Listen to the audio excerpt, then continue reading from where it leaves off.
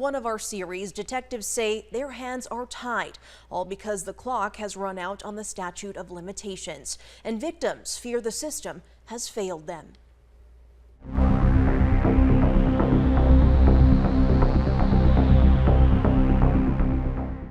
There are kind of our terrifying cases. They're the victims are home, in some cases asleep, some cases not asleep, but the suspect breaks in and then covers their face and sexually assaults them. After 34 years, Tucson detectives say a suspected serial rapist has been identified through DNA. But the statute of limitations in Arizona may prevent prosecutors from seeking a conviction. I spent hours poring over documents related to the investigation. The cases went cold for years until a recent grant allowed TPD to do advanced DNA testing on its rape kits. We're testing every kit, and we're letting every victim know that if we are able to identify a suspect, we're letting them know who the suspect is. That is their right to know. The FBI notified TPD in May that the DNA of one man was tied to 3 different rapes from 1989 and 1990 near the U of A. In July, detectives responded to that man's home to serve a warrant to get a cheek swab. Days later, it was confirmed his DNA matched the DNA recovered in all 3 cases.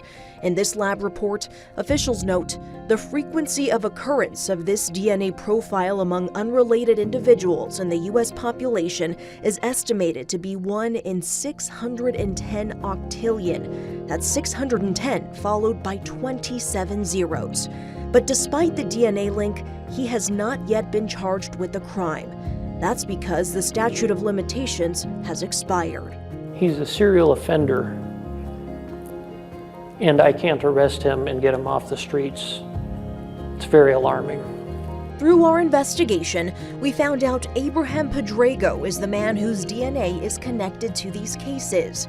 We learned Pedrego had recently been employed as a firefighter with South Tucson Fire, the Tucson Airport Fire Department, and the Picture Rocks Fire District. Both South Tucson and Picture Rocks confirmed they terminated him after learning about the TPD findings, and he resigned from the Tucson Airport Authority after they placed him on paid leave for an investigation. To be clear, Pedrego has not been charged with a crime. 13 News wanted to give him the opportunity to talk with us about his DNA being tied to these cases and how that led to his firing and resignation at 2 area fire departments. I stopped by his house, but the area was gated, so I called.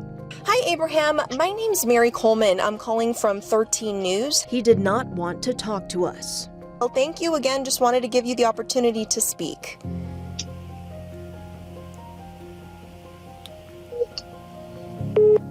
Documents revealed he had retained the Suzuki law firm for representation.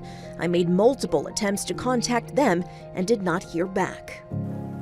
It's pretty horrible. It's frustrating. It makes me angry.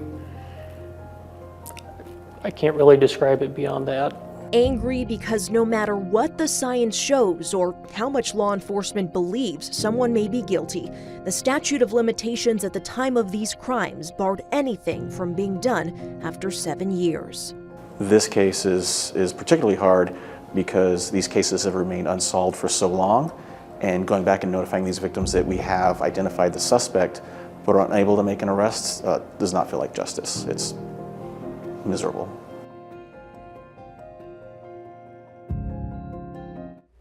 Tomorrow night, we speak with 2 of the victims in these rape cases about what they've endured and its enormous impact on their lives. And they open up about how they felt finding out the person whose DNA police say is linked to their assaults is walking free.